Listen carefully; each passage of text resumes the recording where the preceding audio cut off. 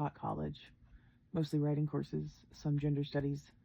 I opened most new courses by teaching a lesson where I essentially told my students that one of my primary goals throughout the semester or throughout whatever time, hey baby, throughout whatever time we spent together would be to go around the standard kind of academic practice of taking who the student is out of the academic work they produce.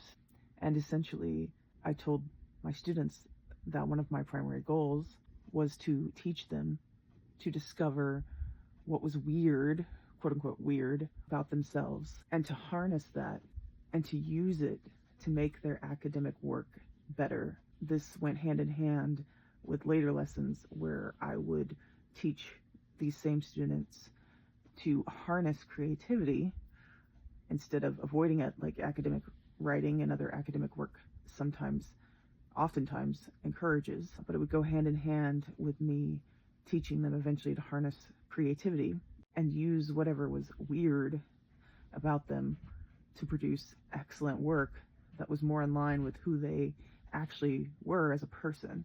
And that was a big part of my teaching philosophy, which is why I addressed it on the first day. It's why I eventually, slowly, delicately, led them into creativity as a useful resource for their academic work as well, because oftentimes I found students were taught the exact opposite: to avoid creativity, to be rigid, to take anything about themselves that might not be considered standard or typical and use that. No, we don't do that. That's what the academic world would say. And I was very much in the opposite camp.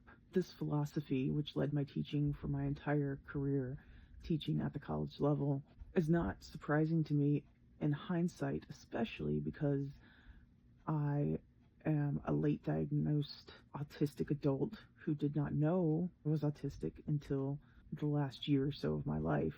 And in hindsight, it's not surprising that my primary teaching philosophy was to take what was weird about yourself and, instead of running away from it, embracing it and using it to make the work you do more creative and more engaging and more interesting and more powerful. And all of these things makes perfect sense in hindsight that was the core of my teaching philosophy. I think probably now more than ever, in the United States especially, we would do well to remember that it is in fact the things that make us weird, or the things that sometimes some other people or many other people would find abnormal or unacceptable. Those things are going to continue, in my opinion, to be our most powerful assets in life.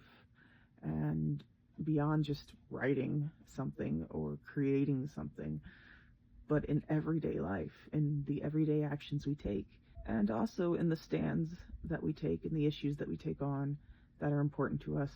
I think it's important to think about that beyond just a teaching philosophy from an ex-professor. I think we can get a lot of value out of that particular lesson, especially now.